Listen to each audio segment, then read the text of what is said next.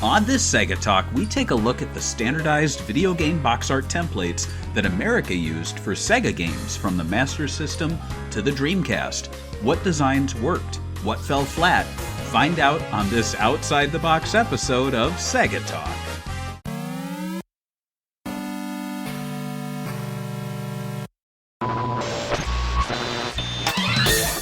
SEGA Bits presents SEGA Talk, a podcast talking all things SEGA! With your hosts, George and Barry. Look, it's a giant talking egg. I'm not talking to you. I'm talking to the master here. So what?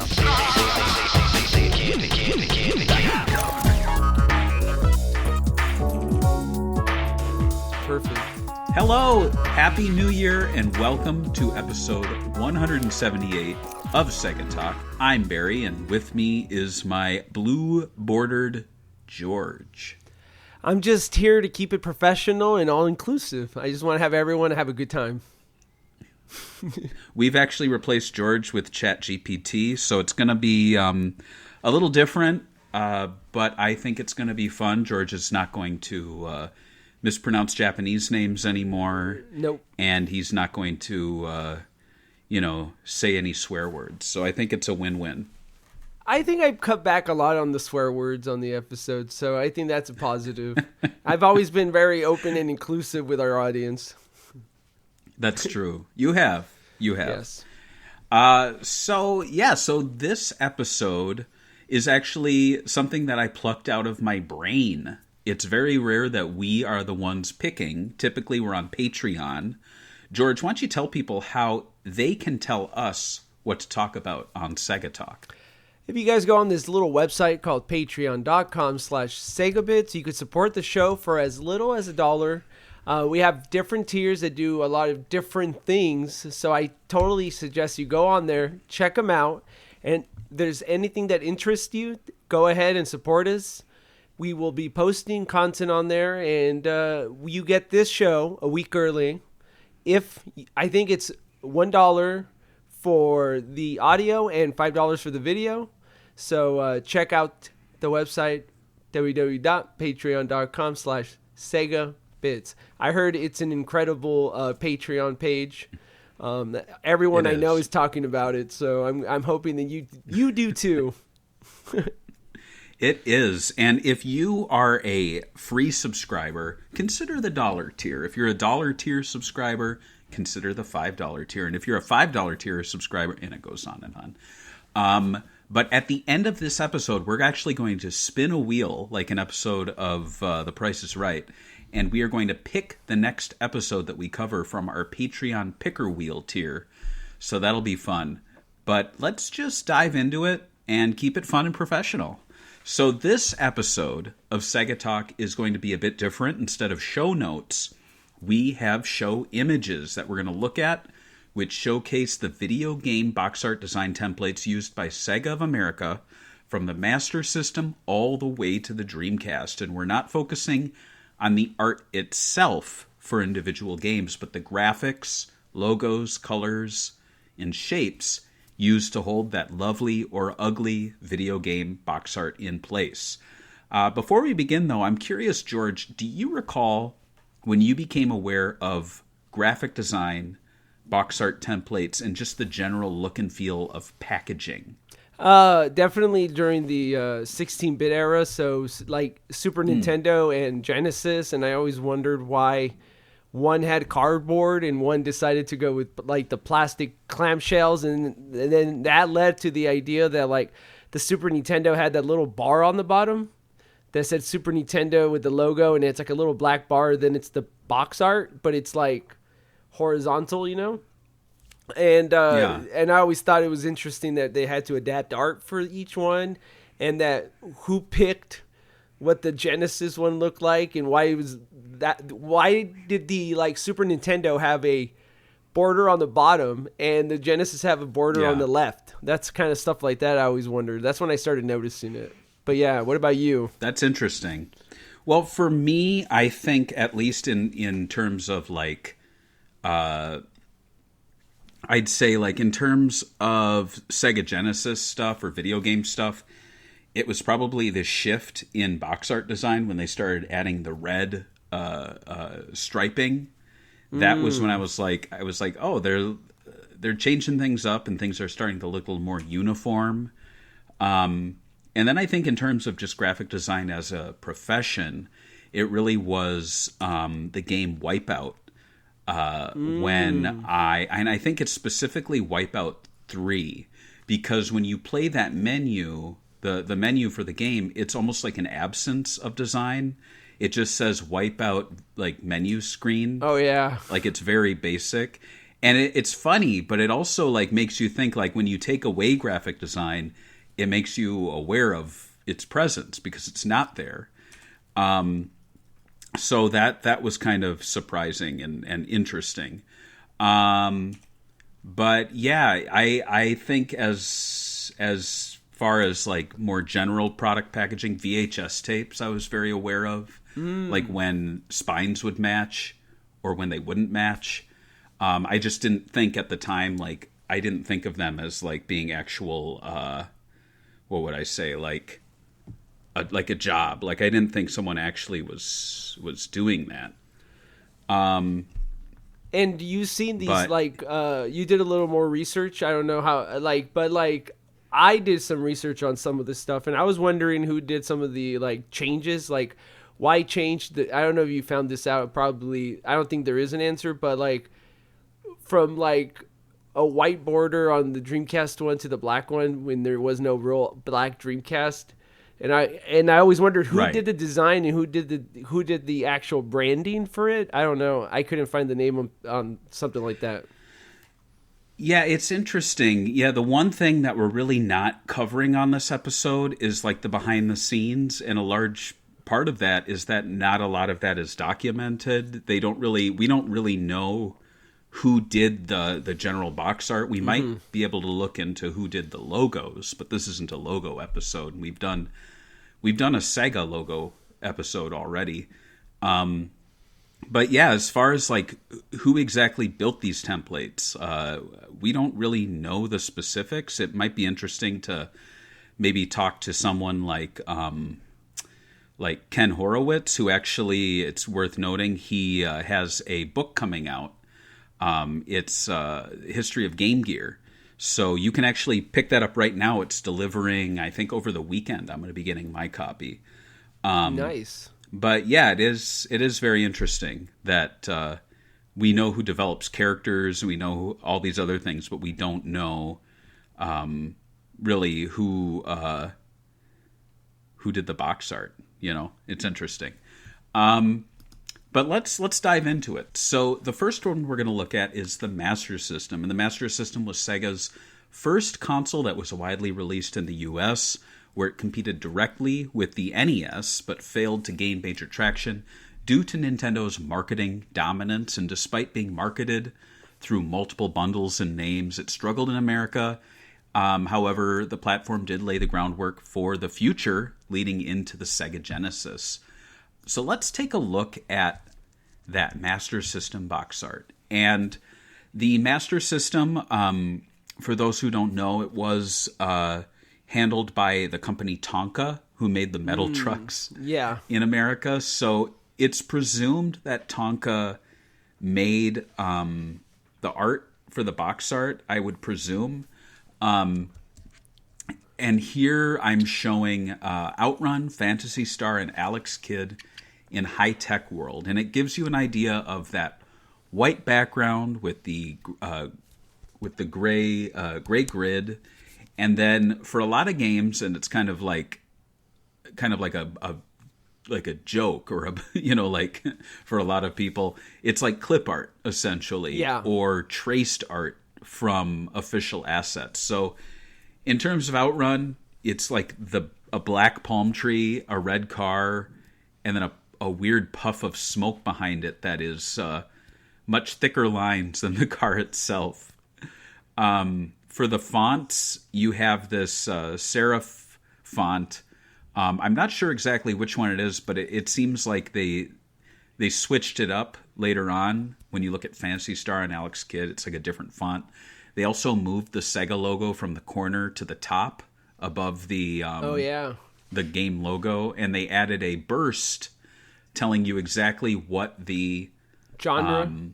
the genre was exactly. So you have adventure role playing, you have action, and then you have the art. Later on, they started pulling directly from official art assets, either created in Europe or in Japan or in South America or even in America.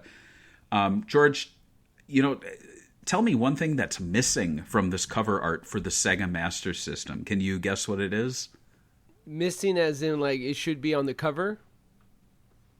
It would make sense. I mean, these are all Sega games. I was going to say the third-party publisher, but the Master System logo itself. Yeah, Master System, if you take a look at it, it's a very strange console, and I'm sure once we do a Master System episode proper, we'll get into it, but they never really nail down what the Master System is. It's almost like the Master System is the game, the console, and the controller, and it creates the system. The Master System is technically not the console itself. The console is called the Power Base, and then there's the control pad, and then there's the game. So it's almost like it's not a Master System game. It's a game that completes the Master System, which is a very weird way to approach a video game system. I do wonder if it's like a mistake from the company with it's so early in branding video games that they were forward thinking enough as a toy company to be like, we have to make the software match because they need to know it's not Nintendo, it's ours. But they weren't smart enough to understand that you should put the logo of the console that it belongs to. So it's kind of weird. It's almost like it's almost like they thought, you know what, video game.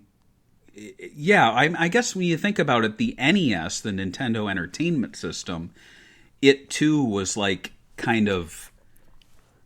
it was talking about the system. So it was the Sega Master System, the Nintendo Entertainment System, and that's kind of how they approached it.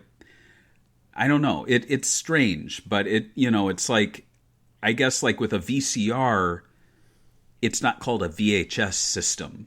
No. The VHS is the tape, the VCR or the VHS player, but they never call it a VHS system. I don't know. I guess it's just a strange way to approach video games, but that's how they did it back then. I guess they didn't really, as far as branding goes, they didn't really label something like that. Let's take a look at the next slide. It's the full cover art. Ugh. It gives us a sense of the spine, the rear art. This is fairly common with Master System. They'll show 2 screen captures, maybe 3. A very short description of the game. Very short. And as you can see on this one, they call it the Mega Cartridge. They would refer to it as that. So really and if we were looking at the Outrun one on the previous slide, it's called the 2 Mega Cartridge. So it's like they truly thought that people cared enough about what a mega was, and they also thought people cared that when there was more mega. They were like, oh, it's a larger chip inside the cartridge, so it's not a mega cartridge, it's a 2 Mega cartridge. So again, it's highly specific to what it is on the cartridge itself. And I actually have here in my hand, I didn't do a screen grab of it, but it's Rampage from Activision.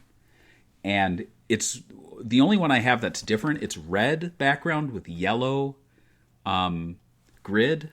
And they have on the front and on the side, 4Play on the Sega Master System.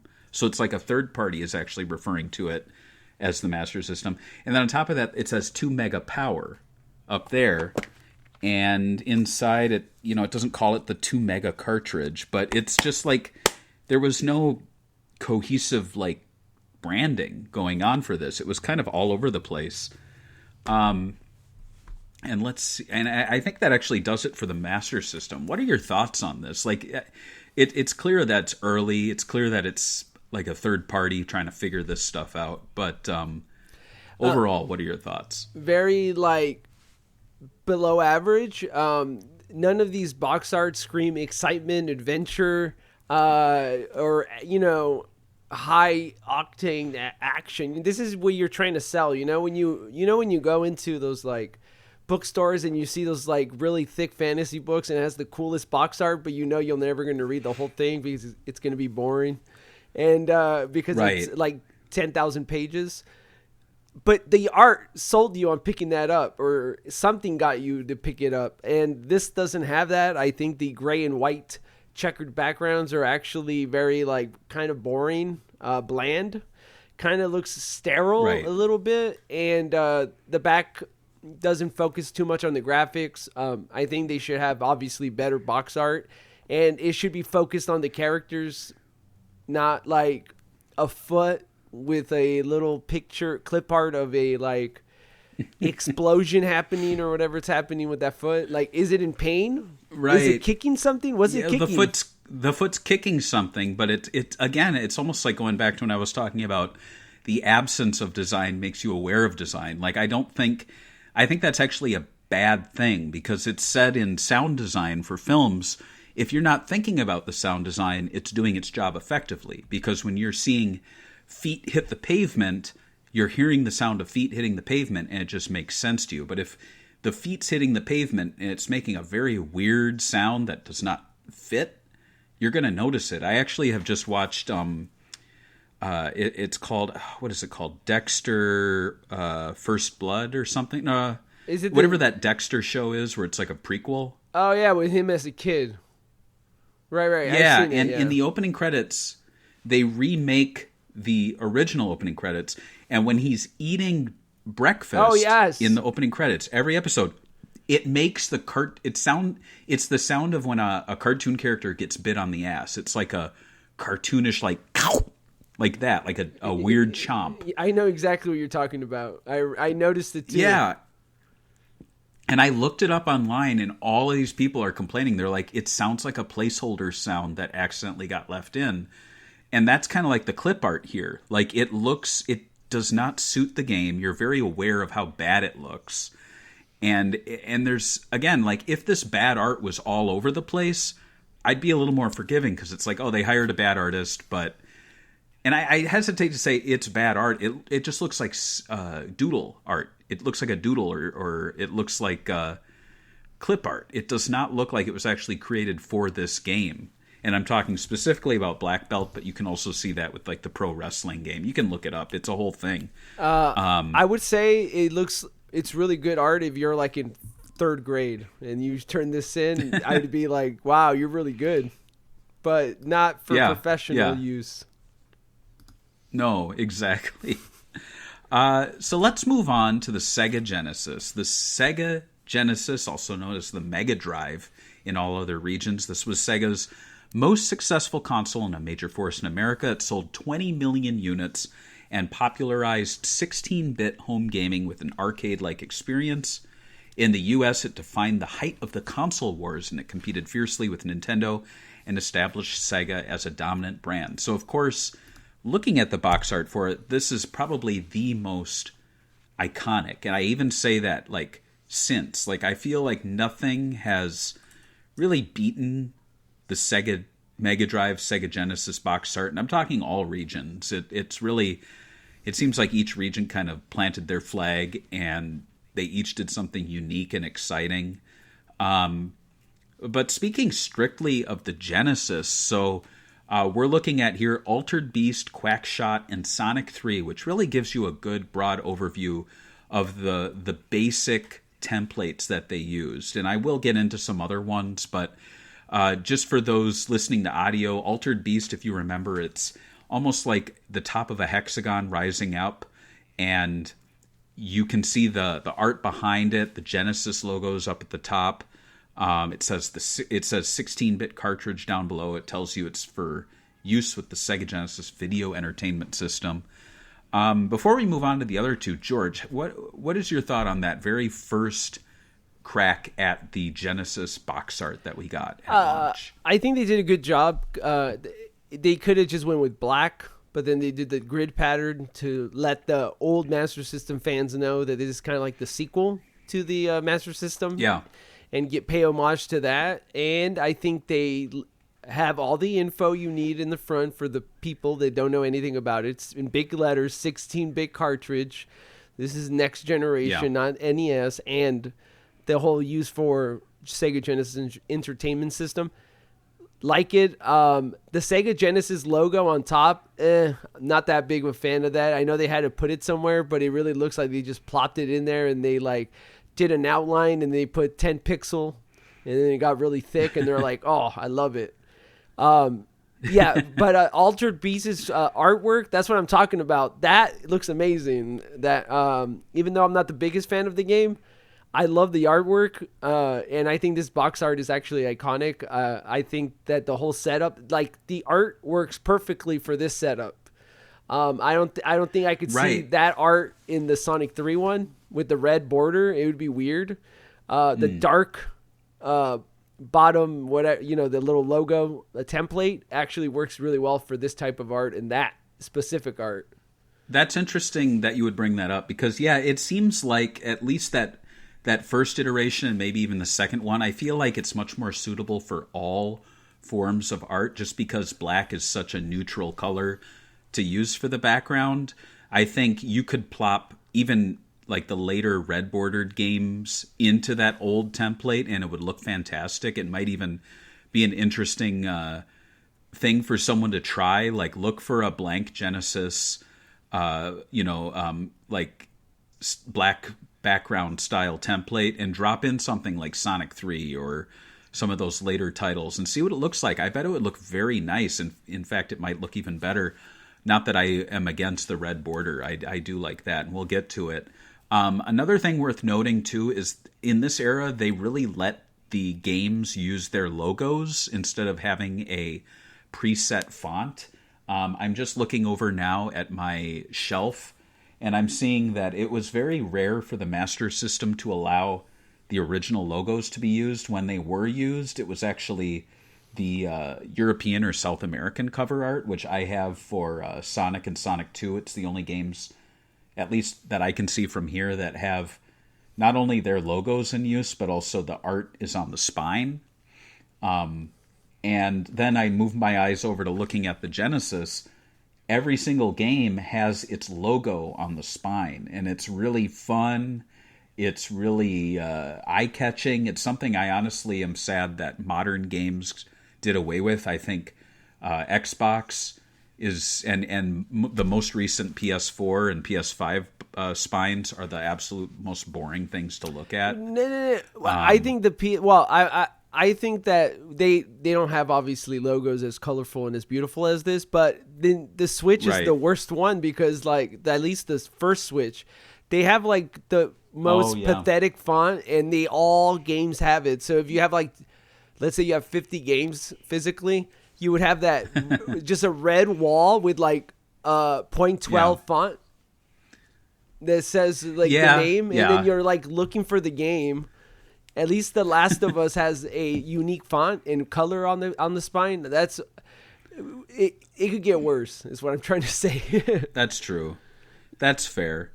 Well, let's look at that center one now. So the center one I have there, it's Quackshot as the example. Now they started to frame the game art. It was black on all sides, but with a bit more on the bottom. They still maintain that grid that's still there. The Sega Genesis logo got a little bit bigger up top, and they added 16-bit cartridge underneath it, so now it's no longer added to the bottom, which gives more room for the logo. However, they also started doing the official Sega seal of quality, which I do believe was a thing they put on first-party releases. I could be wrong. Also worth noting, this is when they started having the art break out of the box, or I should say the art break out of the frame. In the Quackshot example, there is a boulder on the left, a snake on the bottom, and some foliage also on the bottom. And this carried forward into the Red Genesis as well as the Sega CD and Saturn box art. It really became a trend for them to have things floating outside of the box to kind of have it break out. And I always was a fan of this. I think it looks really cool. It's subtle, but it's effective. What are your thoughts on this second iteration? I usually don't like when artwork is like minimized. Like the bigger the artwork, the better.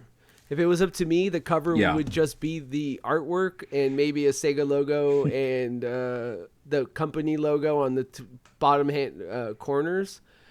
But they have to have their branding. I personally like the first one better, but I like the pop-up. I think it does make it pop a little more, and it gives it some character. I like the Sega Genesis logo better on the Quackshot cover.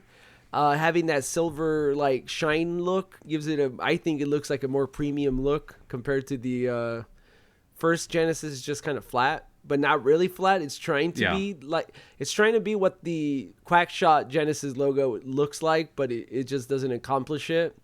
So there's aspects I like of one thing and I like in the other.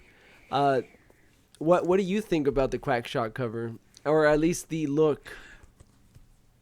I like it. I kind of feel like it's actually in some ways a step back. I was actually kind of surprised that was their second iteration.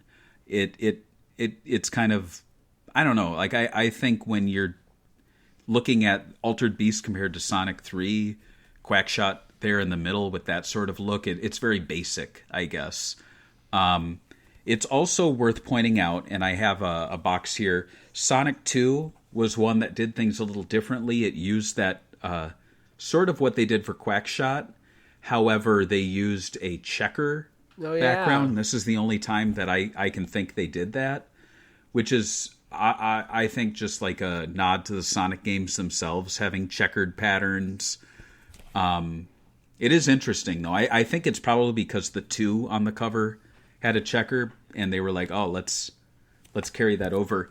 I also have some third-party games here in my hands. I have Marble Madness from EA, and then I also have Miss Pac-Man from Tengen. And you can see they just did their own thing. Yeah. And I guess you can see here, too, the Sega Seal of Quality did make it onto Marble Madness. So it's not, I guess it's not a first-party thing, but it is interesting that they all had, like the third party, were able to just do their own thing.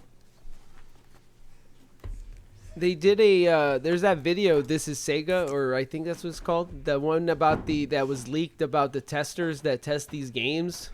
And they said that the seal is that they passed their tests of it functioning on the Sega Genesis system and not breaking it or having glitches and restarting. From what it said, I kind of assumed that they got paid to do this kind of testing or to get the logo, and then they did the marketing around the logo. That's interesting. I mean, Sega Bits itself got a seal of quality from Sega, so I guess they tested us and our site wasn't breaking. Yeah. The last one we're going to look at here for Genesis, or at least on this slide, Sonic 3. What's there to say about this? Well, the Genesis actually had a rebrand. They changed the logo. They changed the font. It's really just a font now. It's not in this like lockup with Sega on top and like a metallic box. This is something I think they used for the Model 2 and 3. I think. I never actually owned a Model 2. I could look it up right now. The Model 2 does have a badge thing. It might be for the 3, though. Like, it has like a white... I think it's the 3.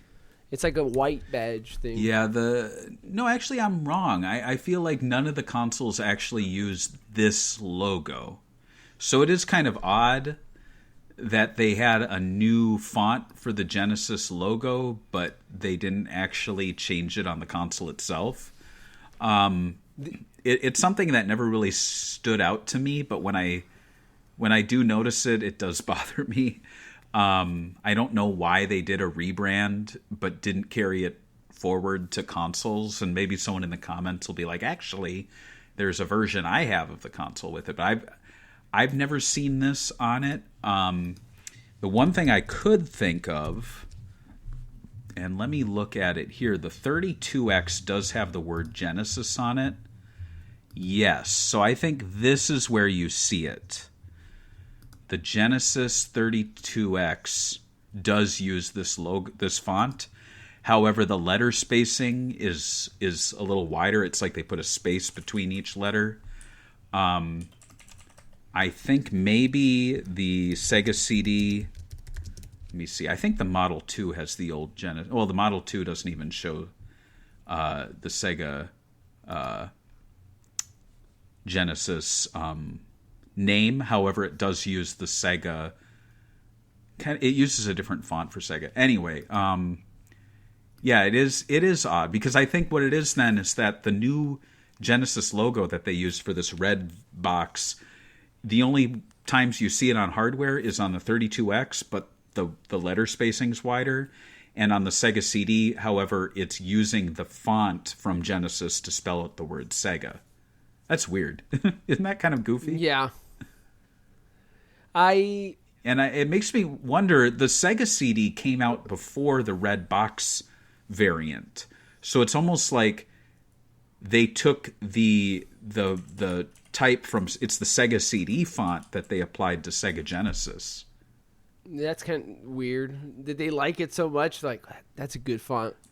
Well, I mean, the Sega CD box itself uses the same font. So it's almost like I think Sega CD implemented their blue one, and so that to match it, they made the red one. It's almost like Sega Genesis changed their box art to match the Sega CD, but the Genesis was more popular than the CD. So it's kind of weird that it's almost, what's that phrase? The tail wagging the dog. It's like the smaller thing is actually influencing the larger thing there.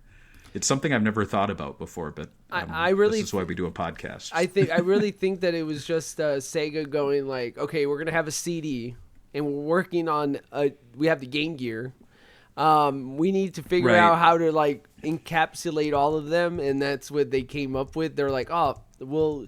And also, if you think about it, the Sega CD font that they used, which is a Sega of America rebranding, it looks easier on the eyes when you look at it far away compared to the badge logo, which the Sega logo is so tiny. So when it's small, it just kind of like blends in to like nothingness. That's true. Yeah. That's very true. And yeah, and I will note as we go on, you'll see that the Sega CD font and the 32X font is the same as this new Genesis font. So they brought them all into the same visual language. It just was the Game Gear that had its own thing going on. Let's flip through the next two.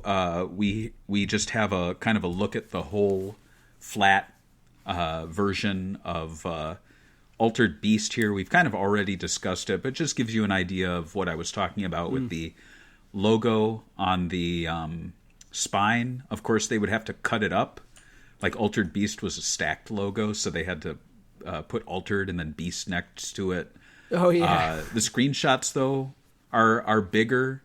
And if you go to the next slide with the Lion King, with this one, you can see that they really let the designers do whatever they wanted on the back. There was no template anymore. If you have a sizable Genesis collection, go over to it and just start looking at the backs of the black boxes versus the red ones, and you're really going to see that they definitely let them, have a little bit more fun with it, I guess. So yeah, that kind of does it for Genesis. Let's move on to the Sega CD. So the Sega CD, it released in the US in 91. It was a hardware add-on for the Genesis. It enabled CD-based games and enhanced hardware performance. In America, it generated strong early interest but struggled to justify its cost and limited game library, which led to a mixed reception and a modest success. And so those first Sega CD games, it's strange because I feel as though they have quite a few games, but in looking at my own library, I only own like 3 games, and they're actually the ones pictured here. I actually own Hook as well, so I own 4 games in this style. What we're looking at here is Batman Returns, Sherlock Holmes Consulting Detective Volume 2, Prince of Persia, and what they have, it's very similar to that second iteration of the Genesis, where it's a box, but this time there's usually more space above, if not equal space all the way around. It seems like there's no real rules for the background art, or color, I should say. Batman Returns is black. Sherlock Holmes is like a bluish green, and Prince of Persia's this pattern. It looks like a 90s screensaver or wallpaper. The games get to use their own logos. They get to use art and photography. The Sega CD logo, it kind of differs. Sometimes it has it's black and white. Other times it's got like a little color to it.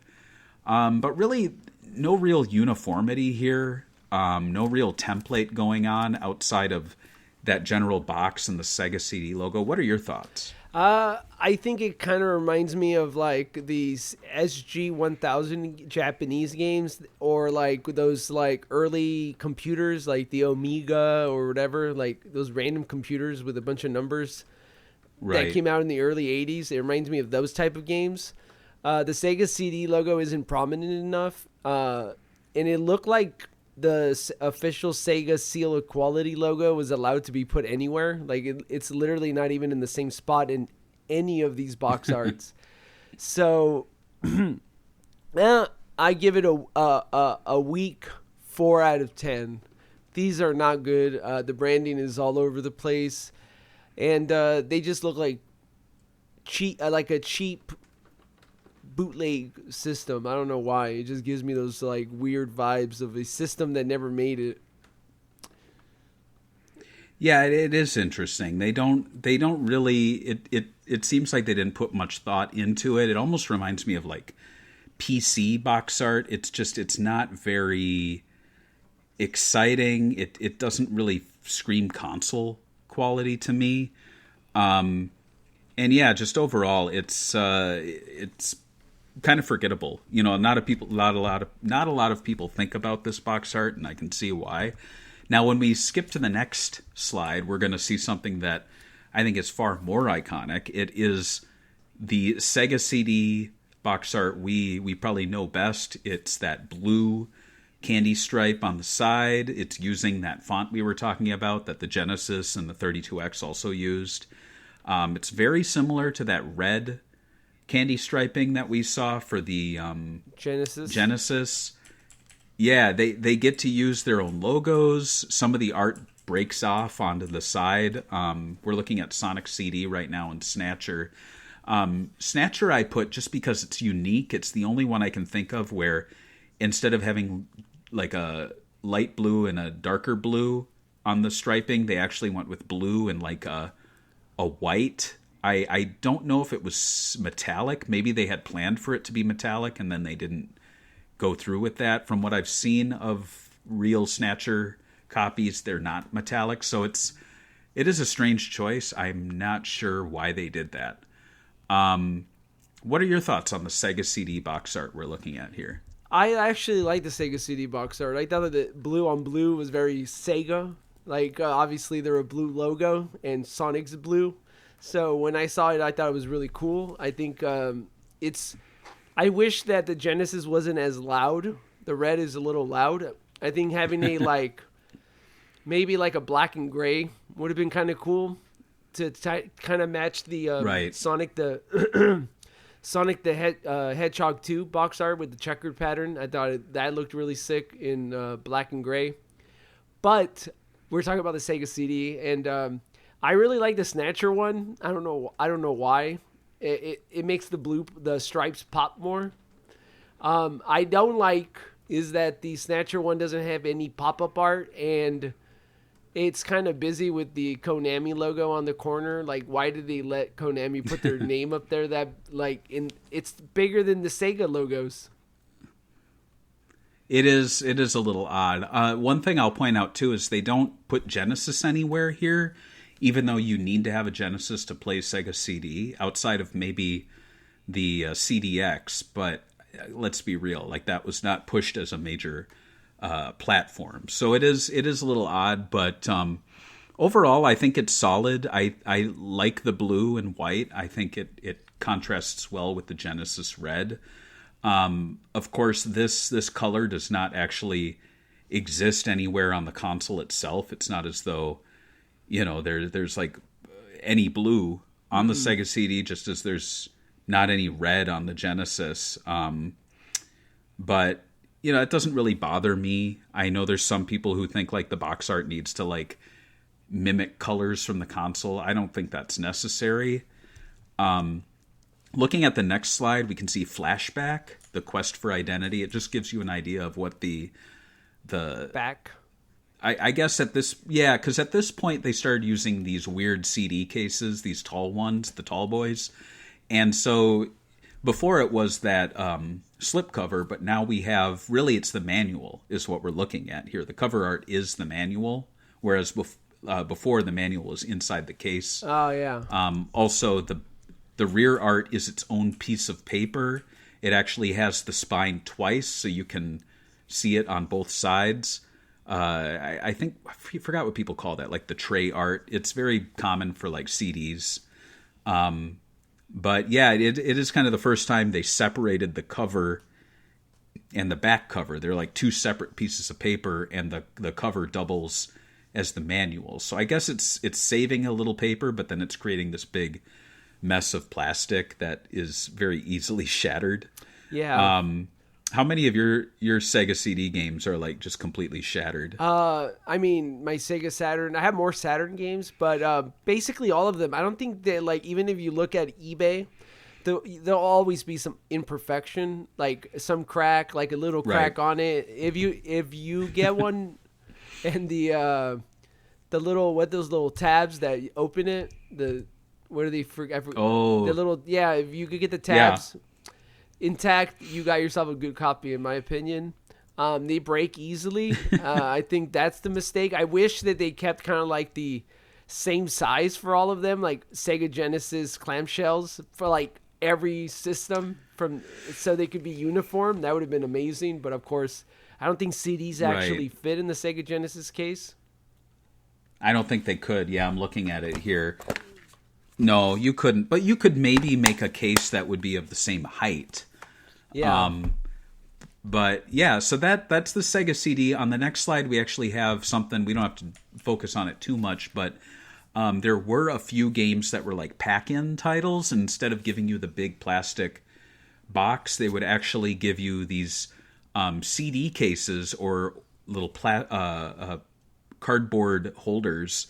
In the case of Sherlock Holmes Consulting Detective, the first one, that's the only version of it I know of, or at least I own.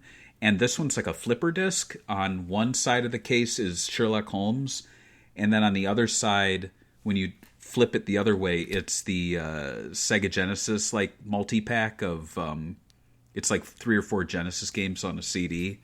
And if I'm remembering, the case holds like 2 discs facing.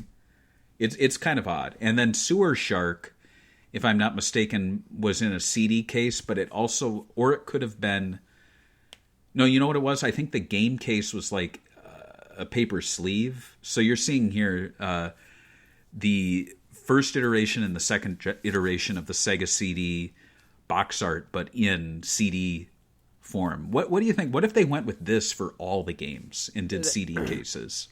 I think Sega would have loved doing that because it would like save on manufacturing costs, but they couldn't, obviously. Because imagine how pathetic their like shelf space would be in stores, and it still mattered back then. Right.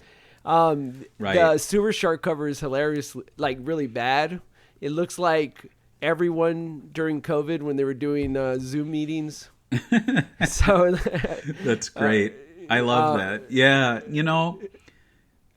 I kind of wish they did just do CD cases, because then the Sega CD, the Japanese Saturn, and the all regions of the Dreamcast would have been like CD size, and it just would have, I don't know, it would have been better. But shoulda, woulda, coulda. Let's move on to the Sega 32X. The 32X, it was released in the US in late 94 as a Genesis add-on. It was intended to extend the console's life With 32-bit graphics and early 3D capabilities in America, it was widely seen as a confusing stopgap between the Saturn, resulting in poor sales and a short lifespan. But we're here to only talk about the box art. And I'll be honest, George, this is some of my favorite. I love the yellow. I love the red. I think it just pops. I actually I counted 19 32X games. I think that's like a majority of the library, actually. It's like 32 of them. Yeah. And so looking at my shelf over here, the 32X games just like jump right off the shelf. Looking at them here, this is not the color they are. In person, they're like a bright, vibrant yellow. And I just think it looks so cool. The logos pop, the art pops. It kind of reminds me of like caution tape. So maybe like warning, don't actually play these games. But I'll be honest, like I love it. And I love too that it maintains that stripe pattern that the Sega CD and the Genesis has. And yellow just makes sense, I think. What are your thoughts? I actually agree with you for the same reasons, and yes. It's actually really rare for you to see. I don't think there's any console that's used yellow as a theme for a template. The Nintendo Switch does use red, and so does the Switch 2, so red's been now overdone, especially recently. Yeah. So I think this is really unique. That's why I also agree with you, and I think it pops. You never see yellow being done for spines and stuff. So yeah, big fan. I like the Space Harrier one better. I was going to complain about, they don't have clamshells. They have cardboard. So they went kind of Super Nintendo on right. them. Yeah, and that's kind of what's so surprising. I mean, looking at my shelf right now, I have 19 games, but 6 of them never had cases. So I actually printed clamshell cases from I think Stone Age Gamer makes these like multi-purpose boxes. However, the printer I used did not replicate the yellow at all. It's like a dark orange. I need to reprint them. But I think the cardboard case, we didn't even get into that aspect, but I think cardboard was such a mistake because it's so easy to smash them. And I think the only reason more people saved their 32X cases is because of that slide out tray. Like it's very clearly like not a box that you open like a cereal box. It's more of a holder for the game. And I also think just people were trained with the Master System and Genesis to be like, all right, I keep these things. I mean, I already have the red and the blue. I got to put the yellow up there on the shelf. So, the cardboard was a mistake. But it was a mistake, and I will say that more 32X games are complete. They're not that hard to find complete, surprisingly. But also, there's a lot, they're loose. I've seen a lot of people's collections with loose cartridges. It seems like the Super Nintendo and like the Game Boy Advance, for some reason, when people got those games, they just smashed them and threw them in the trash as fast as possible. Because like to get even a game like basketball, you would have to pay some sort of $30 for a complete copy, but you could probably find complete copies of like the worst Genesis games in clamshells for like nothing. So I don't know. Right. I agree with you. It's a mistake. One thing so looking just at the template, don't look at the art, just look at the template here between Space Harrier and Calibri, which we have up as our examples. Can you see what's different between the two? And I bet you won't get it, but I see it, and I've noticed it before, and it's weird. I'll give you like 5 seconds. Well, I'm gonna say, like, what are you looking for? Like, is it the color? Because obviously one's lower resolution. It's not the color. It's not the color. It's not the resolution. It's not even like the sizing of things. Is it the genre logo? Like the arcade classic logo? You know what it is? It's the drop shadow on 32X. Look at Calibri. The drop shadow goes lower you're right. left. Yeah, you're right. And the drop shadow on 32X goes lower right. Isn't that weird? I think it makes it pop more on the Space Harrier one. It's strange though, because I guess in terms of that placement, that's typically like the default for for anything in like Photoshop. I don't know what they used at the time. They could have used a version of Photoshop, but the default is like a shadow is in the lower right.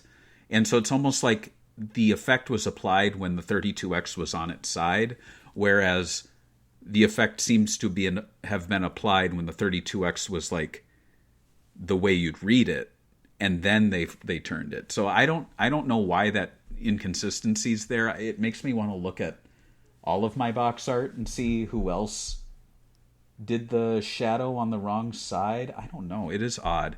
But looking at the spines, actually, what is that? It's so weird. Yeah, I gotta look at. That's odd to me. On the next slide, we have Mortal Kombat. It just gives you an idea of 32X games. Not too much to say here, though. You can see on the back they really just let the company do whatever they wanted to. It's also funny they have the recycle logo, so they're like, please throw the box away. My only issue is that the spine's a little busy. Like, it has the biggest 32X logo, very small Genesis, and then like bigger Acclaim logo, and then the Mortal Kombat 2 is fine. I don't know if it needs the Acclaim, and if the Acclaim logo should be allowed to be taking up like 15% of the box art, and the Genesis only like 7. That was common for third-party games. I'm looking at Tough Man Contest. That has the EA logo instead of the SEGA logo. So the third-party logo replaces the SEGA logo on the spine. That's what it does. But Sega seal overall, quality goes to the back. Well, it's on the front and the back, I think. Oh, yeah, I they see. have it Oh, on yeah, both I see. sides. The yellow kind of made it blend. Okay. Now, this next slide, this is exciting. This is one that I really love. It's such a niche thing. It's the Sega CD 32X. So there was only a handful of releases. These are the Digital Pictures games, and I actually had someone. I posted a picture of these on social media, and I was like, I said in the description, I was like, I love weird Sega. I love when they do stuff like this. And someone's like, actually, it was Digital Pictures because they made all those games. And I'm like, yeah, and which console did they make it for? It's not as though Sega was like, just like, oh yeah, use our logos and create Sega CD 32X without our knowledge. Like, obviously, Sega had a say in them doing this weird combo logo. And what I love about it is, you see here, Sega CD 32X, for Supreme Warrior, it was a single disc, or in some cases 2 discs, but it only played on a Sega CD that was connected to a console that had a 32X, which is so funny to me. But it also is like, hey, if you have the extra hardware and you can somehow take advantage of it using a CD, go for it. And I love that they went for it. It's still maintaining that 32X logo and color, but it tacks on Sega CD. So it's like weird to see Sega CD in red. Fahrenheit, the other one, the reason why this one's different is because it's the only release that gave you, it says here on the cover, both discs included. So it has the Sega CD version of the game, and it has the 32X CD version of the game. But what's interesting is that on Supreme Warrior, it's called Sega CD 32X, and on Fahrenheit, it's called 32X CD. So it's like, which one is it? Like, you're already like throwing it off like, oh, okay, well, it's whatever you want to call it, I guess. And it's the only time. And it's the only time you get combo stripes. So the blue goes, and then it turns into the yellow. And it's just so wild to me that I think that's the only game that does it. So what are your thoughts on Sega CD 32X? They should have went from the beginning with the right one, because it combined like right away with the color. If you collected it at the time, an avid collector, and you bought them, you would know, oh, this combines them. The first one just looks like a Sega 32X game, but then you look at it closely and you're like, oh, it says Sega CD 32X. But then I would be confused by the Sega CD 32X CD. I think it's just, the problem is that in order to play it, you need to own a Sega CD and a 32X.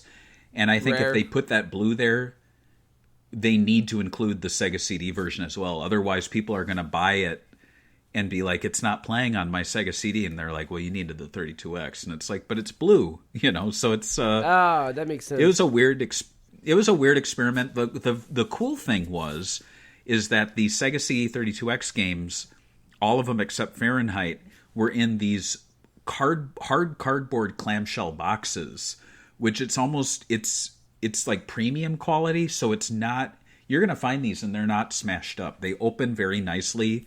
The games are in like paper sleeves. It'll usually come with like a digital pictures sticker and a nice full color manual. Whereas the Fahrenheit one came in a plastic case that obviously like those get smashed up. But a weird moment in Sega history, and it's kind of like, if you want to point to a sign that Sega was doing too much, it was this. Like, Yeah. all right. Too much. All right. Let's move on to the Sega Game Gear. We're actually in the final stretch here. So the Game Gear, we're going back in time now. This was released in 1990. It was Sega's color handheld response to the Nintendo's Game Boy. It offered more advanced visuals, but at the cost of battery life and portability. It gained attention in America, but ultimately could not overtake the Game Boy's dominance, and it marked Sega's first limited success in the handheld market. So what we're looking at here right now, it's the cover art for Sonic and Sonic 2. These were paper boxes, so it's very rare that you're going to own any of these. I actually only own 3 paper Game Gear boxes from America, and 2 of them I think are reissues from the early 2000s, late 90s from the Mexican company Majesco, which did a reissue. And Majesco, because they did, I think, Sonic 2, Sonic Chaos, Miss Pac-Man, like they did a limited number of reissues. But if you're going to find, like you're going to go on eBay and be like, oh my God, I found a sealed copy of Sonic 2 for Game Gear. Look at the back. It's probably going to say Majesco. Like it's not worth much. They overproduce those like crazy. But let's just talk the design here, George. So it's the most basic. And these were tiny boxes. But what we're looking at here, it's the logo at the top with the art. And then the only thing that's really templated, it's Sega Game Gear in like a stair-step pattern. So you got Sega as the top, and then it comes out with Game Gear, and then the last little step contains where the seal of quality is, and it says at the bottom, Color Portable Video Game System. It's honestly the least effort and the most, and I don't want to call it lazy, but it's the smallest attempt at any templating or any real, like, honestly, the Game Gear isn't even a logo. It's like the word Game Gear, which you don't see in this font on the console itself. So there's a disconnect between the logo. It's trademarked, but it's like, this is not the Game Gear logo. If you take this out of context and look at it, you're like, you suddenly realize, hey, this is nothing. This is just the word Game Gear. What are your thoughts? Terrible. The Game Gear is literally a color portable system, yet nothing in their template has a color on it. It's black and gray. The logo doesn't have any color to it. There's no pop to it. So they totally screwed this up. It's very boring, and it really looks like the guy took like 5 minutes designing it. He just went on Paint and used the shape tool real quick.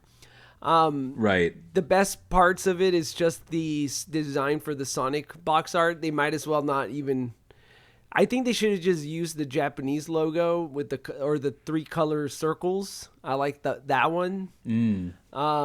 Is it a Japanese only, or is it on the actual Genesis? But I mean, on the Game Gear, it's on the actual Game Gear. Yeah. But it's not it was color, the Majesco one. It is color. It's Okay. the Majesco model that turned it to white because they didn't like shell out extra money for the color. those extra colors. Yeah. Yeah. Okay.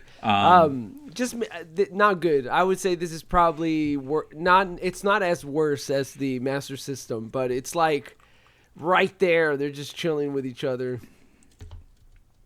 And you need to remember, this came out a year before Sonic 1 came out. Obviously, the template carried over to 91, 92. But this was about around that time we were looking at that Genesis Altered Beast box art. So it kind of tracks with what they were doing at the time. But still, I want to forgive them just because the box itself was so small. But I just feel like it's so lazy. Especially you look at how the word Sega just gets lost on the original Sonic cover art. They didn't put a white outline around it like they usually do, and it just, it's not exciting. And on the next slide now, we're going to see something far more exciting. It is the beloved, like, pink and purple Game Gear candy striping. There's that font again. It's the same one they used for Genesis, Sega CD, 32X, so very consistent there. I actually I don't own any of these. I'm kind of surprised I don't. I feel like I should. I feel like Triple Trouble is expensive.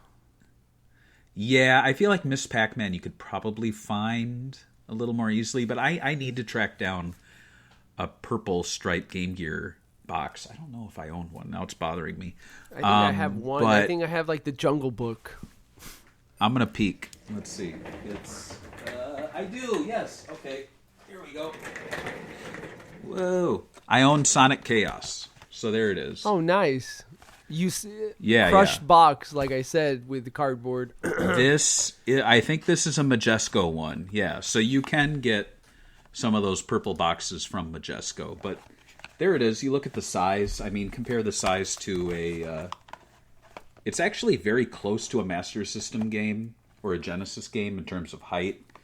In terms of width, it's a different story. They should have just went all the way and made it the same size. But the spine is actually the same width, so there is a lot there to work with. So if you can imagine, and I'm not going to roll over there, but I think I will. Let me roll over. What? I do wonder if there's a person that has the full Sega Game Gear complete I should collection. just have the shelves moved to me. That would be a little better. I would just say. But here's actually Sonic 2. I was going to say, I wonder if there's anyone that has the full, complete, in-box Sega Game Gear collection. That would look crazy. I would love to see that. I saw someone recently post their complete Xbox 360 collection. Whoa. But, yeah, this, I mean, all right. So looking at it in person, that original box art, it's not bad, but it's just not great. It's not exciting. Yeah. I don't think I'm going to really... They could have done more. And as mentioned, like, that's not the Game Gear logo. It's not. So, yeah, so that's Game Gear. I don't think we have another slide for that. We don't, because we're moving on to the Sega Pico. Oh. So, the Sega Pico, it was released in the US in '94 as an education-focused console for young children.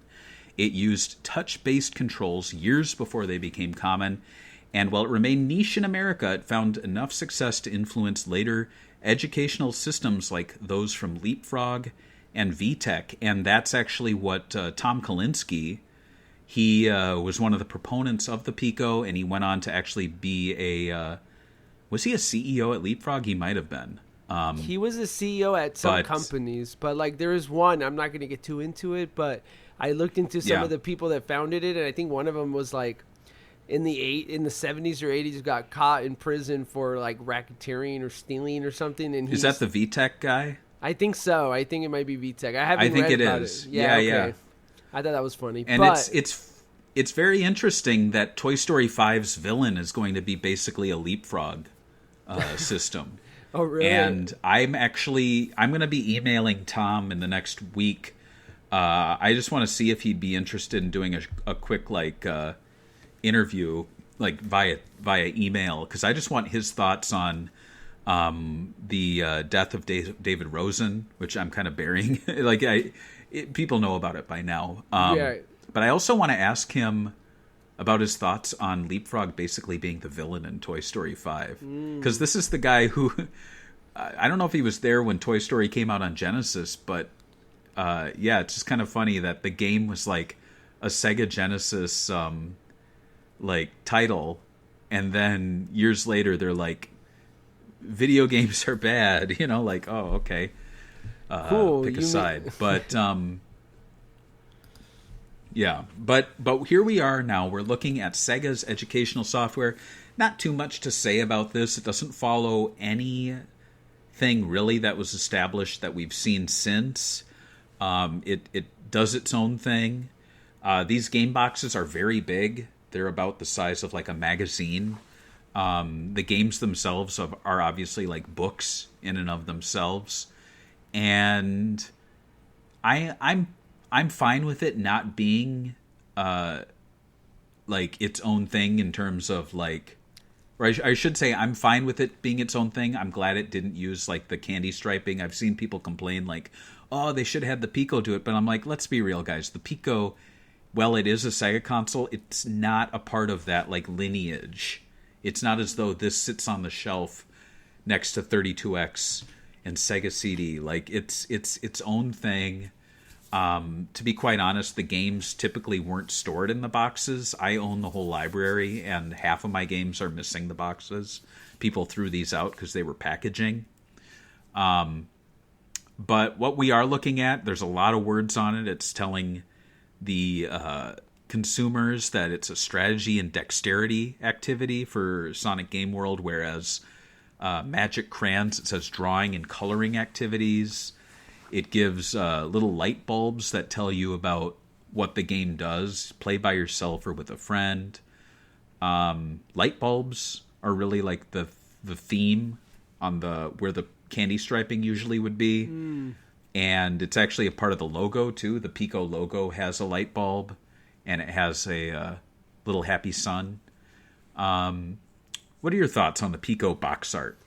I think it works for what it's doing. I agree with you. It should not be connected with the Genesis, because now it gets this. This is a separate product for separate demographic, for a separate cause. Yeah. It's not for entertainment. It's for education, and I think that's something that they had to remove. And I'm pretty sure they even debated about even putting the Sega logo, but then again, branding of Sega, like, they were so big that it's almost like if Nintendo released educational toys, I don't think they would brand it the same as the Switch 2. It would be totally different. Right. Like, even the DS feels like disconnected from like the branding of the GameCube, you know? Right, yeah. And it's worth noting too that the artwork itself is the storyware or the cartridge itself. They don't use specialty illustrations. It's showing you what's inside the box, which, to be honest, is pretty. I mean, they could have put a window on it. I think it would have been smarter to put a plastic window and show the cartridge itself inside of it. That would have saved having to print it on the front and shown that what was inside. But this is called Pico Storyware. That's what they called their cartridges. And then you can see the console down below. So yeah, overall, I think it does the job. It looks like a kid's product, because it is a kid's product. And I think if they did anything that picked up that like Genesis 32X Sega CD logo, or I should say template, it would have just reinforced people like being like, oh yeah, it's a Sega console, just like the Sega CD. And I get that a lot online. People are like, oh, what are the worst Sega consoles? Well, probably the Pico. And I'm like, no, the Pico is actually one of the coolest Sega consoles in terms of innovation, how it works.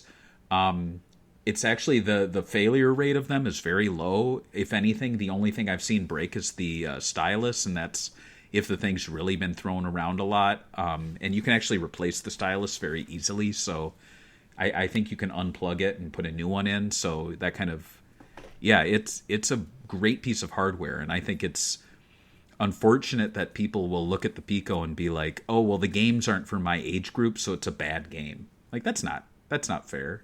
Right. You know? Like, I don't watch PBS Kids all the time, but I'm not going to say like, oh, Daniel Tiger's a bad show because it doesn't appeal to an old man. You know? Right. So that's the Pico. But now let's move into some adult territory, George. It's your favorite console. Yeah. I love the Sega Saturn. Is it your favorite?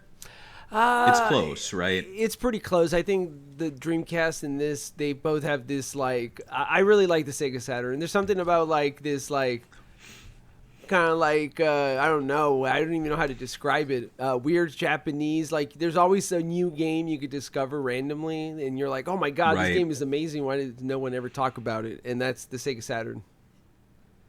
And I think it's helped, too, because the, what do they call it? The Saru.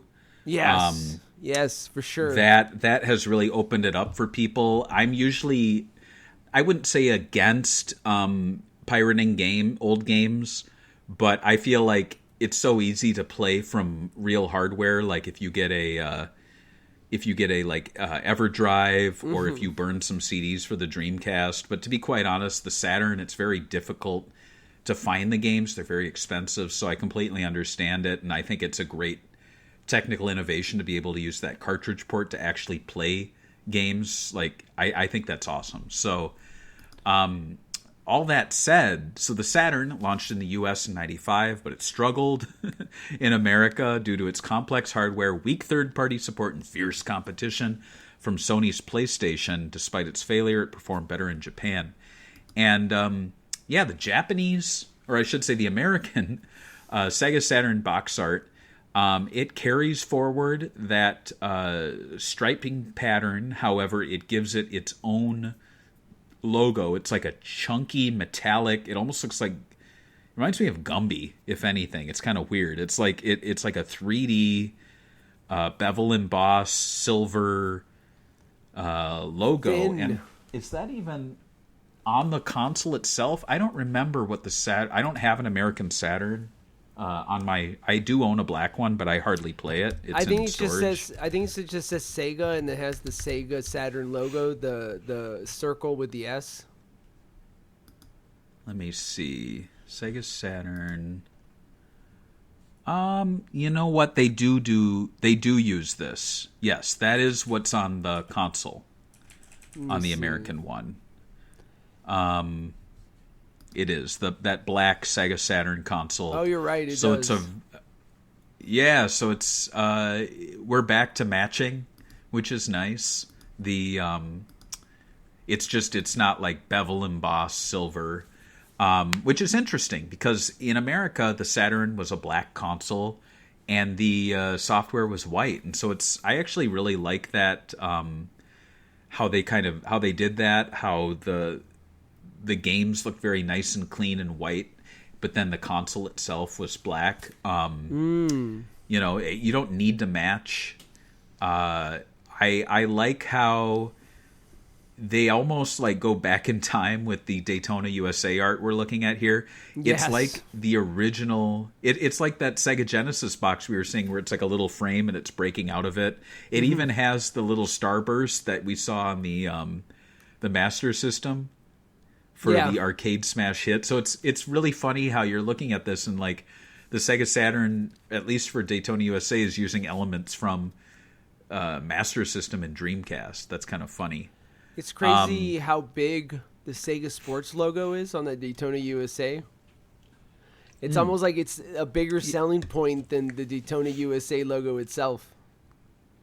Yeah, they really, and they kind of carried that forward into the Dreamcast because Sega Sports was its own thing, but they really, really pushed it on the Saturn. Like it like you said, yeah, it's, and I never considered Daytona USA to be a Sega Sports title, but I guess it is, but I don't know. Nights into Dreams we have here. Knights' feet are breaking off and basically covering the G and the A. Again, I love when they do that. They don't do it all the time, but when they do, it's kind of special to see the characters breaking off and covering the logo. They really makes them pop. Panzer Dragoon Saga we also have here. This one, I mean, again, we're not focusing on the art so much on these, but it's not breaking out of the box. No. And there is a little starburst here. What does it say? It says... it's like a quote from a magazine about the game. It's pretty good. Buy it. So overall, what are your thoughts on the Sega Saturn box art? Daytona USA box art is horrible. It is. I think that the white was a good idea just because I'm pretty sure that the PlayStation also had long boxes at the time and they were black. So Yeah, it you're would right. have been smarter to make them stray away from that. Yeah. Some people would find it kind of boring, and I think the way Daytona USA used it makes it look kind of boring. But when it was more of an accent, the way that the Knights one, especially the Knights one, I think the feet popping into the logo gives it that extra flair. I'm not a big fan of the Sega Saturn logo embossed like that. I think you should have had maybe a different logo, maybe something more like akin to the Genesis one they used. That font's better Maybe just in my black. opinion. Maybe. Yeah, maybe just what we see on the console, but in black, like nothing too exciting, or maybe even a dark blue. I think that could have worked. Again, if someone listening has graphic design skills, I could do it myself, but I'm just throwing it out there. It's kind of fun sometimes to play around yourself in Photoshop and just be like, what would this look like? So, That's right. give that a shot in your Barry free time. plays with himself on Have fun. Photoshop. I do. I do. And on the next slide, just a look at that inner tray back art for Panzer Dragoon Saga. I wonder how much someone would sell one of these on eBay for. Just the back rear tray art for Panzer Dragoon Saga. Probably $75, I bet. No way. Look 100. at if you look at price charting, they tell you. I don't know if they have one for that though. Like for just insert, Just the box. the over. What do they call it? What is it even called? I guess I'd call it like the inner tray rear cover art, inner tray insert. I do know they have the manual on here, obviously. Oh, for a lot. But yeah, it just gives you an idea. You know, they could do really whatever they wanted to on the back art. There was no templating there. Box you only. got the logo on the side. Box only, $150. Oh wow, how much is that? $150. Oh, that's not bad. I'd consider it. I would. You know what I would do if I had like a shitty one? I'd buy that, and then I'd put my shitty one up for half the price and see if I make like, I get you. $75. But yeah, I don't have much more to say about the Sega Saturn outside of our next slide. If you want to bring that up, it's Virtua Fighter. Oh yeah. So this is going back to the Sega CD. There were pack-in titles, so I believe Virtua Fighter was one. Daytona USA was also one. So there are cardboard sleeves for some games, and it's just like a smaller CD-sized version. But what I really love is this Virtua Fighter Remix. I own this one too, and it is a CD case, but for a Saturn game, and this is kind of like precursor Sega Dreamcast stuff. I think it actually looks very awesome.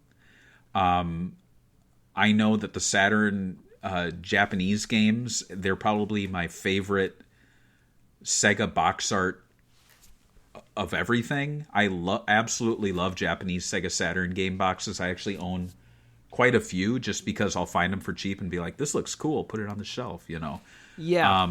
But what are your thoughts on the CD-sized versions of the Saturn boxes? I owned a few. I think one of the Virtual Cop games, I think if you buy the gun pack, the 2-gun pack, Oh, it that's comes with right, the CD yeah. too. I like it. I think it looks cool. I wish that the little like where the inner tray, the CD inner tray, was also matching it with the logo of the thing. I don't know if I like the way it. So when you see the Sega Saturn, it just has like a black bar on the side. I think that works better. Having a logo there kind of makes it like this weird disconnect on the box art. It should be more like the same, I guess. Because like this, if you see the Remix logo, it's like black, so it makes it separate. I don't know. It's weird. The flow of it is different. Besides that, yeah. Sorry, go on. No. Besides that, yeah, I was gonna say, what do you think about the gold used for the Sega Saturn? It was mainly gold. I want to say the Japanese Sega Saturn box art. I absolutely loved it. You think they should have used something like that for the Saturn here, like some sort of gold as their main branding? Well, I mean, the 32X was yellow, but if they could do more of a metallic, maybe like an orange, like a goldish orange, I think that could have looked really stylish. I do absolutely love that gold on the Sega Saturn in Japan. I don't know why they went with it, but it just looks cool. It looks very Japanese. You also did bring up the Virtua Fighter Remix. The inner tray, the case itself, and I mean, I think this is common for most CDs. Mm-hmm. It's clear. There are black trays, but most CDs that I own, the inner tray is clear, so that the spine there facing you, I don't really know what you call it. It's almost like a little shadow box. It's a shadow box. I kind of like when they put. Yeah, I kind of like when they put like something recessed in there, like additional art or a pattern. I think putting the full name Virtua Fighter Remix is not necessary. But if you want to click to the next slide, it's actually a good transition because the Sega Dreamcast, which launched in the US in 1999, it was praised for its powerful hardware, online features, and innovative games, making it one of Sega's strongest American console launches. And despite this, it was discontinued in 2001 due to financial issues, marking Sega's exit from the US home console market. And before we get into the cover itself, this is where they also have that little shadow box kind of area, and they used it to put the Sega Dreamcast logo, and that is where the Sega Dreamcast logo lives. It is not on the cover itself, the manual part. What do you think about that? I like that. I dig that's it. That's a smart way of doing it. It saves space, so you can make the artwork on front bigger. You don't have to think, where can I put the Sega logo? I mean, the Sega Dreamcast logo, like you saw in the Genesis one, where it was just on the top and it really looked ugly. They found a special spot that goes with it. It's white, so it blends in with it, and it's still like the shadow box, and uses every single inch they could use on the CD. Really good. I love the fact that it's a Dreamcast, but it's kind of like with the marketing, it's thinking. It almost looks like you're looking. The artwork is the Dreamcast, but you're looking into the Dreamcast. Does that make sense? That makes sense. Yeah. So what they did in the first iteration of the American Dreamcast art, first off, they put Sega on there. Mm-hmm. Not a lot of people really notice that. I think I will sometimes see. So for me, when I'm writing about Sega on Sega Bits, I always do all caps Sega. But sometimes when I refer to Sega Dreamcast, I'll do the S and the lowercase EGA, because that's a rare time when the word mark did use that lowercase. I think it looks cool. I dig that they put the logo, the swirl between Sega and Dreamcast. I think if the Saturn did that, it actually would have looked cooler. Mm-hmm. But I get that putting that Saturn S wrapped around the blue ball on the side would have looked a little odd. So I get putting it up top, but maybe put it between the two, but don't flip it. I don't know. Again, if you're a graphic designer or if you're learning Photoshop, that's a little experiment to try on your own. But so what do you think? Yeah, you meant. I was going to say, what do you think about it has a period on the end of the Dreamcast, and the font? Oh, that's the trademark. Okay, trademark. That's sorry, I thought trademark. I thought it was a dot. I can't see it. I was I don't remember it having a dot. So I was like, what's that? Okay, it makes sense. What do you think about the font? Yeah, no, I think I like it. The Dreamcast, it's very different from anything Sega did before, outside of maybe the Master System box art. Even though it's not really a serif font. It's a sans serif font, but it's a little ornament. I don't really look. I've worked in graphic design for like 25 years, but I don't use all the terminology sometimes because it's not like you need to talk about it all the time with people. But I dig it. It's light. It's fresh. It matches the dreaminess. I'm glad it's not heavy. And I'm also glad that it really was consistent across all regions. It's not as though there was a Dreamcast logo in Japan that was completely different. I'm not even going to get into the swirl color thing. There's only two swirl colors. Let's be real. There's the blue, and then there's the red, which kind of has a tint of orange to it, and that's used in both America and in Japan. There is no red swirl.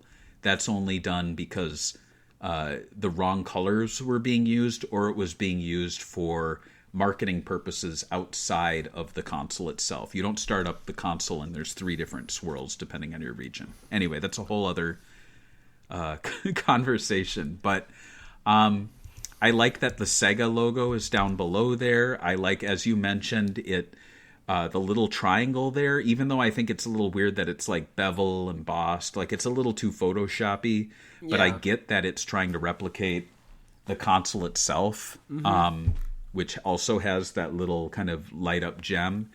It's interesting, though, because if I'm remembering correctly, the American and the Japanese models, I think they use a different texture on the plastic. The Japanese one looks a little nicer. I own an American and a Japanese console, and I noticed that, like, it's just like a little extra.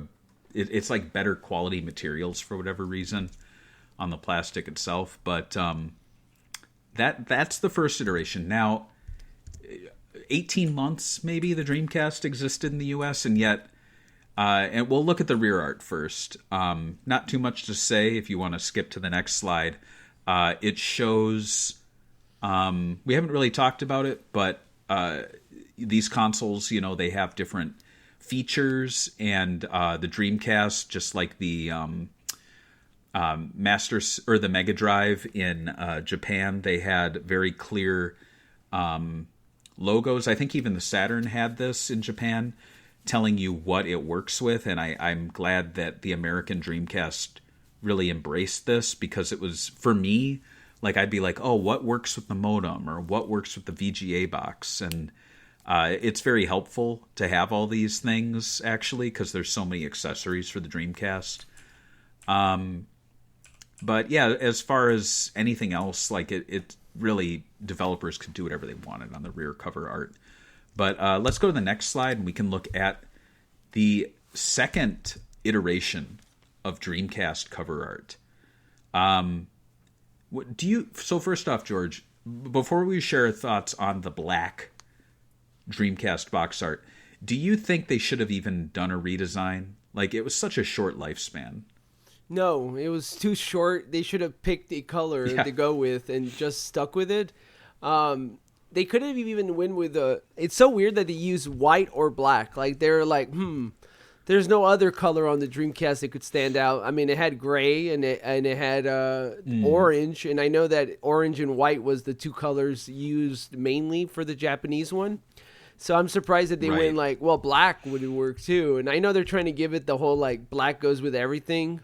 So I'm assuming the black would have popped out more for them, I guess. Like you said, everything looks classic when it's against a black.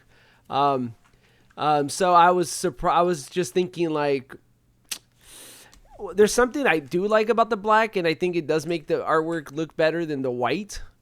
Something about the white makes it look a little empty, but I don't like that they moved the Dreamcast logo, so now there's a Dreamcast logo still in the spine, but it's gray, and you could barely even see it. And not the spine, but the shadow box, we'll call it. And, I know what you mean. Yeah. And they doubled the logo, and then they made the border, the black border, thicker than the white border. It's like not really as rounded in, so you get less artwork. And I don't like the way the Dreamcast logo looks on the actual thing. That's basically it.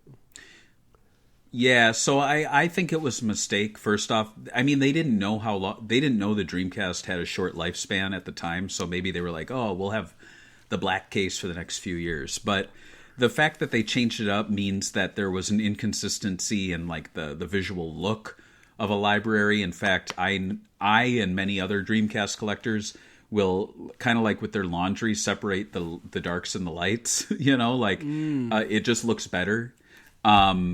And so that's what I've done personally. I agree. Like, I just think turning that little shadow box area of the spine into a weird repeating Dreamcast, like, you might as well not put anything in there. I don't know why they did that. The Dreamcast logo itself moving to the cover of the manual, basically, but dropping the word Sega.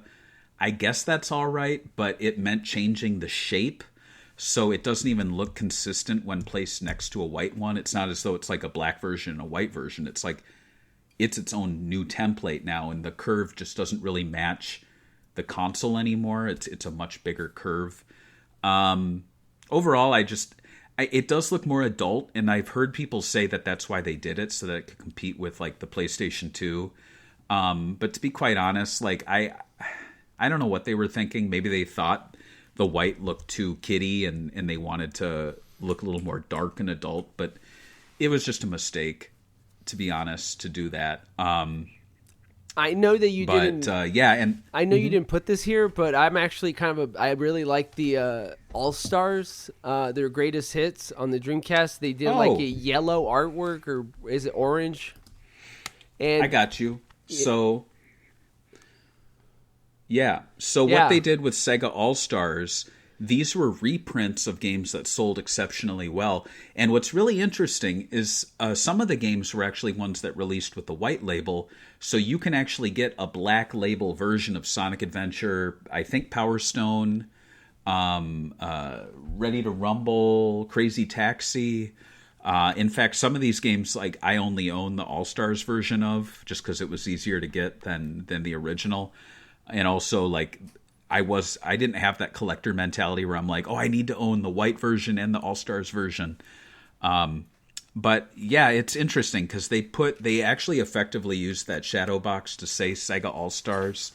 The spine is orange, which weirdly enough is like the opposite of the Japanese cases, I think, if I'm not mistaken. Yeah, the Japanese one, the Dreamcast was orange up here, and then it was like white.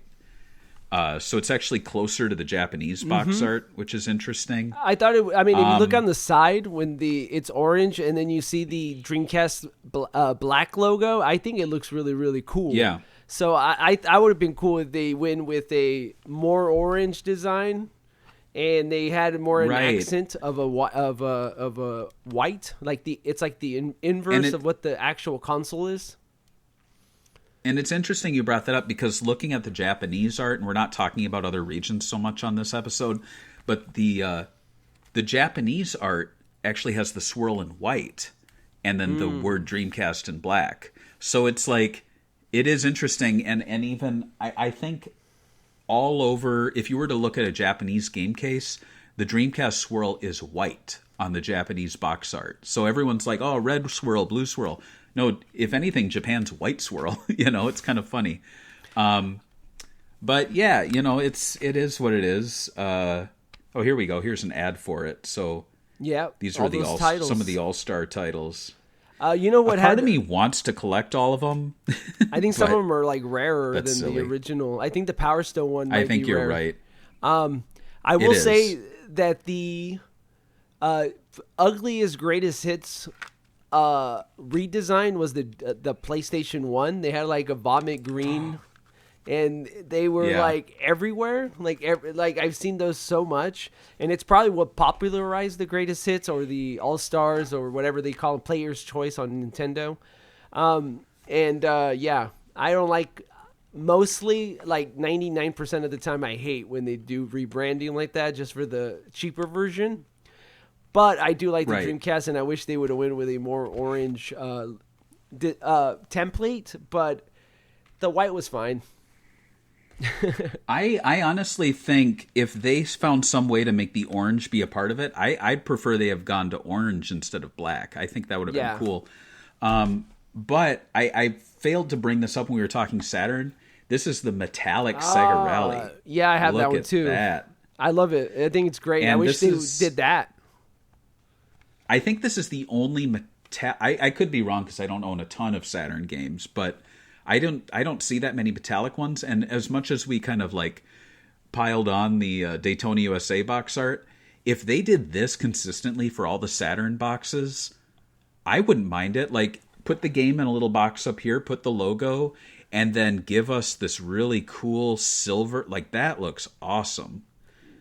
Imagine a whole shelf of silver box art. I mean, that's expensive to print. But then again, the spine isn't like super metallic. It's the cover really is. It's more that you were talking about a gray. There's your gray. Look at that. It's beautiful. So, absolutely beautiful. I will say that I would have loved it if it was shiny like that, and it even plays into the human conscience of like wanting shiny things. So you're gonna be walking back, and you're like, "What's that shiny thing?" So I like it. Yeah, it's a shame. I mean, they probably would have lost a ton of money. And also, speaking of boxes shattering, look at the spine of this. It's like completely smashed in, and like bits are missing, and it's sharp. Yeah, that's great. But yeah, that actually will wrap things up for our discussion.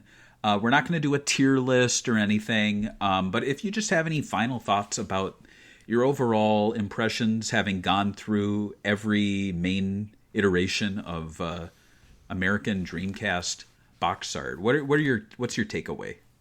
The Sega Saturn and the Dreamcast, the first one, I noticed that there's a lot of like holdover or I guess homages sometimes it feels like with these designs. I'm a big fan of the color coding on all the Sega consoles, even though if I'm not a big fan of the 32X and doing too much.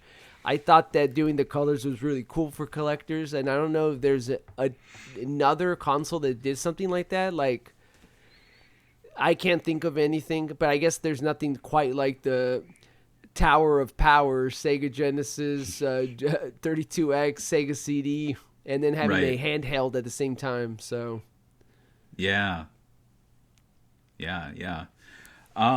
As far as me, like I was surprised to see that they latched onto a visual consistency pretty quickly. I mean, sure, things looked a little messy in the late 80s and early 90s, but by the time the Sega CD came out and they had that second iteration, they really stuck with it for a solid probably like 6 years. I also I appreciate the candy striping. A part of me thinks they could have really continued it. Imagine if they did the orange candy, like if Dreamcast was orange, they did that striping just within here, and then they put the Dreamcast logo just like it is in Japan in like the corner in its own little lockup. That could have been something. I think that could have been really cool. I think you maintain this, and I was telling people to go on and do some graphic design work themselves. I might just do that just for fun, as a little, to see what it would look like. But yeah, I still, a lot of these have a special place in my heart. I think my favorites have got to be probably that string of candy striping. I love that. And also the first iteration of the Dreamcast box art. It's so different and unique and white and fresh and clean. I do enjoy it. And our Patreon supporters, I think they enjoy it too. So I'm actually going to click on over to patreon.com. When we do an episode, we reach out and we say, share your memories. We'll read them at the end of the show. And we have 2 people here who shared their memories. I'm sorry I posted this early in the morning and I only gave people a day, but we typically give you about a week or 2. Ben Hayward said, my 2 favorite systems have box art templates that I really don't like. In Australia, we had the grid lines on a white background for the Master System, and I think it might have been grid lines on a gray background for the Game Gear. Oh, yes, I remember that. Oh, yeah. I love the games, but was jealous of my friends with Mega Drives who had cooler-looking game boxes. Yeah, I think that was kind of like the European one, and we will eventually do European and Japanese episodes like this. Daniel Andres said, I grew up on mostly with the Sega Genesis titles. I love all of them, but if I had to pick one personal favorite, it would be the Sega CD blue stripe boxes. Why, you may wonder? Well, the answer is the design. It's the sky blue color. I know that may seem like a duh reason, but it's true. I don't know. There's just something about the Sega CD spine art that screams out Sega to me. They just came off as fitting with what it comes in early 90s Sega. They feel unapologetically Sega, and I do like that about them. yeah, so that will wrap up this episode. But before we close out, George, we're going to spin the wheel and we're going to figure out what you are going to talk about on episode 179. Oh my God. All right, I'm going to spin the wheel now. Here we go. Click, click, click, click, click. Oh my God, this can't be right. Oh my. How? What do you think I got? Virtua Fighter for the Game Gear? No, I got Sonic 2 8-bit. Not bad, but I think I did the first one, if I remember correctly. I'm not... Maybe. Because I'm pretty sure I did... Well... I did a Game Gear one, I think. But anyway, Sonic 2 8-bit. I'm holding it right here, yeah. I don't remember too much about this one. I'm going to have to play it, I think, to refresh myself. Or was it the first? Didn't we have one where we talked about how the first one was called two different names or something? We'll see. This is the one where Tails gets kidnapped. Ah, okay. I think I had. Never mind. I did own that yeah. one. Never mind. I did have played that one. I used to own it. So yes. Yeah. All right. We'll be talking Sonic 2 8-bit next time on Sega Talk. Bye. Bye.